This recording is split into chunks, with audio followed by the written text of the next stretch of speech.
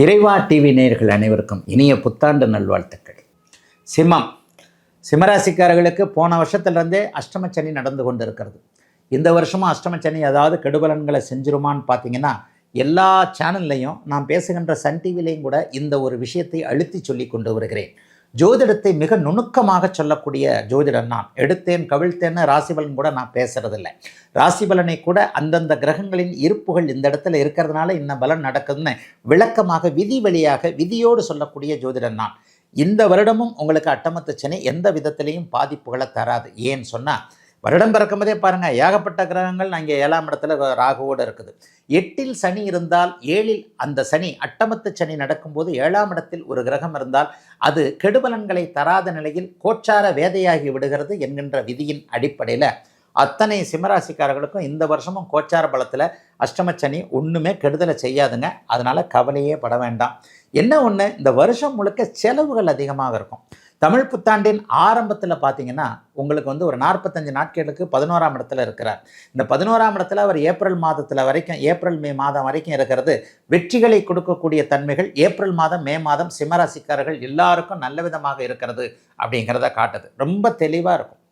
எந்த ஒரு விஷயமா இருந்தாலும் சரி, ஆஃபீஸாக இருந்தாலும் சரி, பொது வாழ்க்கையாக இருந்தாலும் சரி, குடும்ப வாழ்க்கையாக இருந்தாலும் சரி, கடந்த காலங்களில் தோல்விகளை அடைந்து கொண்டிருந்த சிம்மராசிக்காரர்களுக்கு இப்பொழுது வெற்றிகள் ஒரு முதல் 1.5 மாதம் 2 மாதத்திலே முடிஞ்சிடும். ஜூன் மாதத்திற்கு பிறகு 12ஆம் இடத்துல அப்படியே உச்சம் என்கின்ற அமைப்பை குரு பகவான் அடைகிறாரே, அதனால ஏதாவது ஒரு பிரச்சனைகள் வந்துருமா அப்படின்னு நினைக்கிறவங்களுக்கு நிச்சயமாக இருக்க போகிறதில்லைங்க. கொஞ்சம் அலைச்சல்கள் அதிகமாக இருக்கும். இந்த விஷயங்கள்னு சொல்லுவோம் இல்லையா, அதாவது ஏற்றுமதி இறக்குமதின்னு சொல்லப்படக்கூடிய நாடு விட்டு நாடு போகக்கூடிய, மாநிலம் விட்டு மாநிலம் போகக்கூடிய சில தொழில்களை கொண்டவர்களுக்கு மிகப்பெரிய அளவில் வருமானங்கள் வரக்கூடிய அமைப்பு 12ஆம் இடத்துல உச்சகுரு வர்றதுனால இருக்குது. வெளிநாடு வாழ்க்கை, குறிப்பாக கிழக்கு தேசங்களுக்கு போக வேண்டும், சிங்கப்பூர், மலேசியா, ஆஸ்திரேலியா போன்ற நாடுகளுக்கு படிக்க போகணும், வேலைக்கு போகணும்னு நினச்சிக்கிட்டு இருக்கக்கூடிய சிம்மராசிக்காரர்களுக்கு அங்கிருந்து அதன் மூலமாக போய் அங்கே போய் ஜெயிக்கக்கூடிய அமைப்புகள், வாய்ப்புகள்லாம் இந்த வருஷம் ஜூன் மாதத்துக்கு பிறகு நடக்குதுங்க.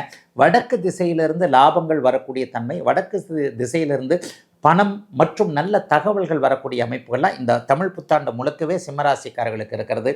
என்ன ஒன்று, ராகு கேதுக்களுடைய நிலைமைகள் டிசம்பர் மாதம் வரைக்கும் கொஞ்சம் சரியில்லை. அதனால் கொஞ்சம் கணவன் மனைவி உறவு, காதலன் காதலி உறவு கொஞ்சம் கசப்பானதாக இருக்கும்.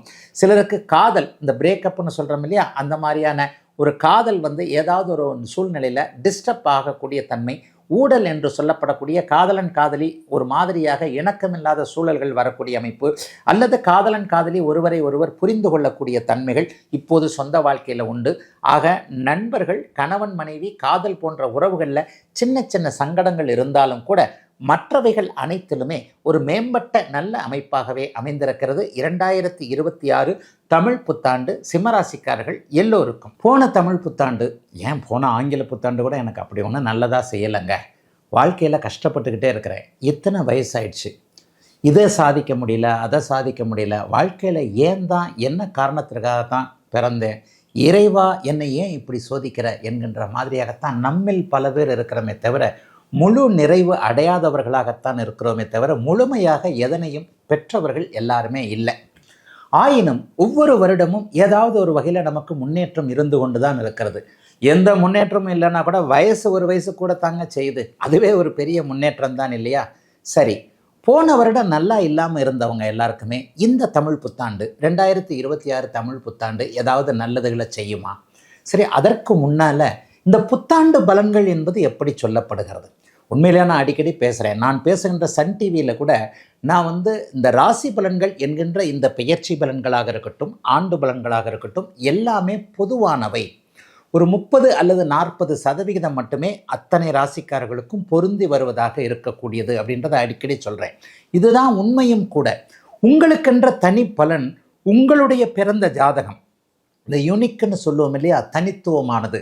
எப்படி ஒவ்வொருவருடைய கை ரேகை என்பது, ஒரு ரேகை யாருக்குமே இன்னொருவருக்கு இருக்காதோ, பல கோடி மக்கள் பிறக்கிறோம். இந்த பல கோடி மக்களில் ஒருவருக்கு இருக்கக்கூடிய ஒரு ரேகை இன்னொருவருக்கு இல்லவே இல்லை என்பதை விஞ்ஞானம் நிரூபித்த ஒன்று.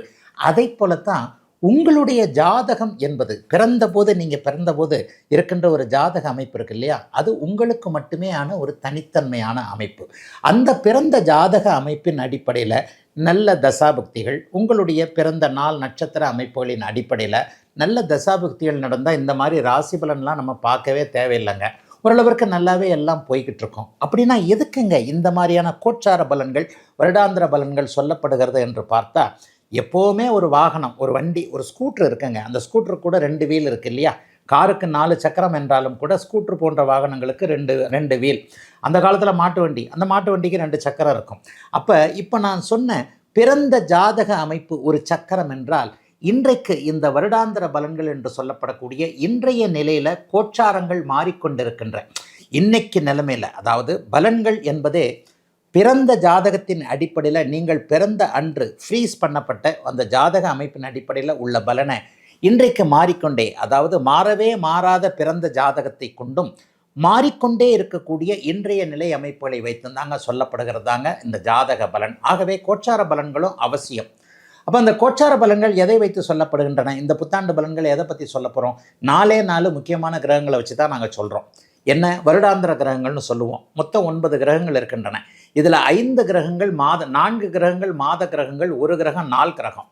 ஐயா, சந்திரன் 2.25 நாளைக்கு ஒரு தடவை மாறிக்கிட்டே இருப்பார். சுக்கிரனும் புதனும் 20-25 நாளைக்கு ஒரு தடவை மாறிக்கிட்டே இருப்பாங்க. 30 நாள் 31 நாளைக்கு ஒரு தடவை மாறிக்கிட்டே இருக்கக்கூடிய கிரகம் சூரியன். 45 நாளைக்கு ஒரு தடவை மாறிக்கிட்டே இருக்கக்கூடிய கிரகம் செவ்வாய். இந்த 4 கிரகங்கள் மற்றும் மாத கிரகங்களான இந்த 5 கிரகங்களை விட்டுவிட்டு ராகு, கேது, குரு, சனி என்கின்ற அந்த 4 கிரகங்கள் மட்டுமே வருடாந்திர கிரகங்களாக செயல்படும். இதில் மிக முக்கியமான கிரகம் வருடாந்திர கிரகம் சனி. 2.5 வருஷம் ஒரே இடத்துல இருப்பார். இந்த 2.5 வருடம் ஒரே இடத்தில் இருக்கக்கூடிய இந்த சனியும், அதனை அடுத்து 1.5 வருடம் 18 மாதங்கள் ஒரே இடத்தில் இருக்கக்கூடிய ராகு, கேதுக்கள் இருவரும், பிறகு 12லிருந்து 13 மாதங்கள், ஒரு வருஷத்துலேருந்து 1 வருஷம் 1 மாதம் வரைக்கும் மாறக்கூடிய அந்த குருவின் அமைப்புகளையும் வச்சுத்தாங்க பெரும்பாலான வருட பலன்கள் சொல்லப்படுகின்றன. இந்த 2026 தமிழ் புத்தாண்டில் ஏதாவது இந்த வருடாந்திர கிரகங்கள் மாற்றங்கள் இருக்குதா அப்படின்னு கேட்டிங்கன்னா நிச்சயமாக இருக்குதுங்க. அதை வச்சு தான் சில பலன்கள் சொல்லப்படுகிறது. என்ன பலன்கள், என்ன மாற்றங்கள் இருக்கிறது? ஏப்ரல் 14ஆம் தேதி 15ஆம் தேதி தமிழ் புத்தாண்டு பிறந்துருது இல்லையா? அதனை அடுத்த 1.5 மாதங்களில் ஜூன் மாதம் 2ஆம் தேதி குருப்பெயர்ச்சி நடக்குது. இந்த குருப்பெயர்ச்சி மிக உயர்வான ஒரு குருப்பெயர்ச்சிங்க. 12 வருடங்களுக்கு ஒரு முறை மட்டுமே உச்சம் என்கின்ற அதி உன்னத நிலையை அடையக்கூடிய குரு பகவான் இந்த தமிழ் புத்தாண்டில் தாங்க அதி உன்னத நிலையான உச்சம் என்கின்ற அமைப்பை அடைகிறார். அதுக்கப்புறம் 3 மாதம் அதிசார முறையில் முன்ன பின்ன போயிட்டு வருவார்னு வைங்க. இருந்தாலும் அவர் அதிக உயர்நிலையில் இருக்கிறார்.